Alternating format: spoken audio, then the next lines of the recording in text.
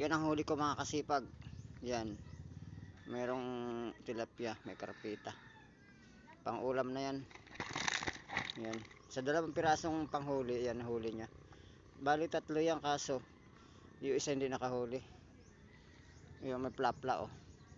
Yan, yan. Ito karpita. Ito masarap mga kasipag, masarap sa paksiw, manamis-namis ang laman. Tsaka may itlog to. Yan. Hindi lang alam ang sekreto ng iba, masarap to. Akala lang nila hindi masarap, pero medyo parang bangus to, medyo matinik. So, ganun lang mga kasipag. Yan ang huli ko. Ayan, may mga gagawin akong bobo. Ayan oh, napakadumi ng paligid. Walang nagwawalis. Ayan, busy masyado.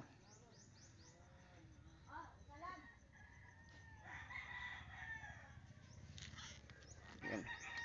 Napakaraming basura. May patay kasi dyan sa tabi namin. Ayan.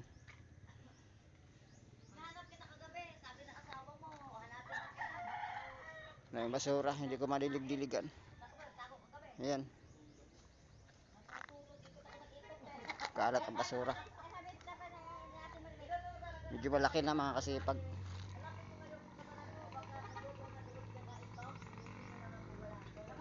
Lumilipad yung hangin, may patay kasi din eh. Ayan, nakaburol. Kaya yung mga basura ang dami.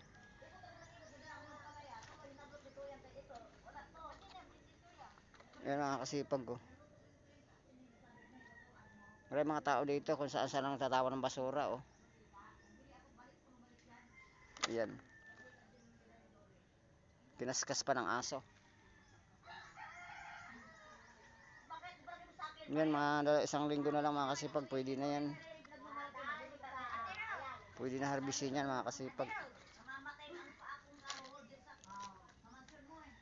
Yan, ang daming basura. Lilipad ang hangin mga kasipag. Ayun pa. Yan. So, may nagmamadali. Ayan. Linisin ko muna mga kasipag. Mga plastic lang naman mga sitsura yan kasi marami naglamay. Ano?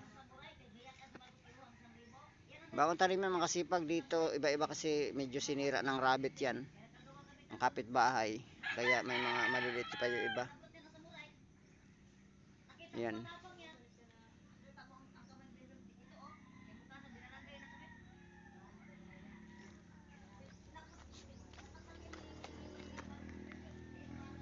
Ayan mga kasipag. Pag wala akong ginagawa, nagtatanim-tanim ako. Okay. Good luck. Gusto ko lang ma-encourage kayo o may matutunan kayo para pag sa ano, magtanim din kayo ng inyong pangailangan. Hindi lang pangailangan mga kasipag. Ayan, pwede pa pang tanim yan oh. Pwede pa pang gulay, pang sahog. So, mapasok na ako.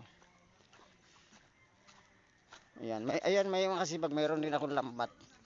Ayan, dami kong ano, hindi ko pa pinapakita sa inyo kung paano manghuli ng isda dyan, tilapia. Ayan, nagkalat pa yung mga panghuli ko ng hipon. Medyo busy tayo ngayon. So, ayan, tilapia. Ayan yung klabo o organo.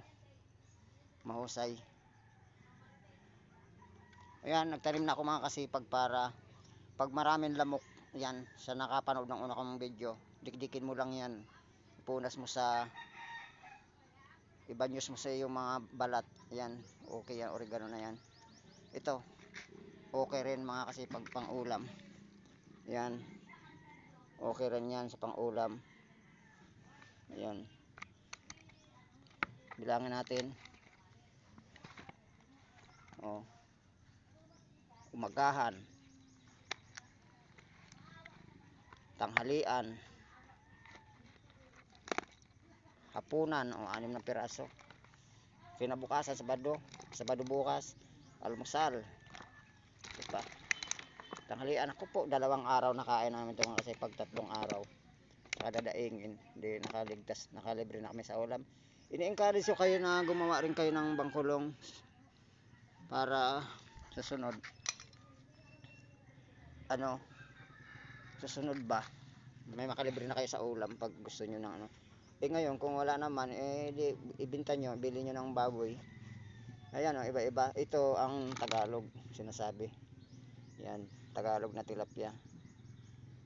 Madaling salita, to native. Ito sa mga hindi pa nakakalam, hindi ito lumalaki, ganyan lang siya. Ito karpita. Yan. Karpita yan. Mayroon din tayo nahuli. Kapangalan ni Madam Presidente Arroyo. Ayan. Yan ang tilapiyang Arroyo. Ang kasarapan lang mga kasipag yung tilapiyang Arroyo dito, masarap kasi hindi siya malangsa. Maano siya, matigas ang laman. Tapos kaya lang matigas ang ulo nito. Yan. Ito bagong panganak, medyo mahaba siya na payat. Malaki ang panga. So, pinakamalaki ng Tagalog ganito lang. Yan, ganito. Ito naman ang mga lumalaki, ito mga plapla. Yan, plapla. Yung mga plapla. Yan.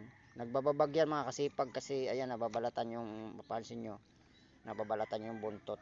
Binababagyan ng isang barako. Tawag dito barako. Yan, barako. Yan.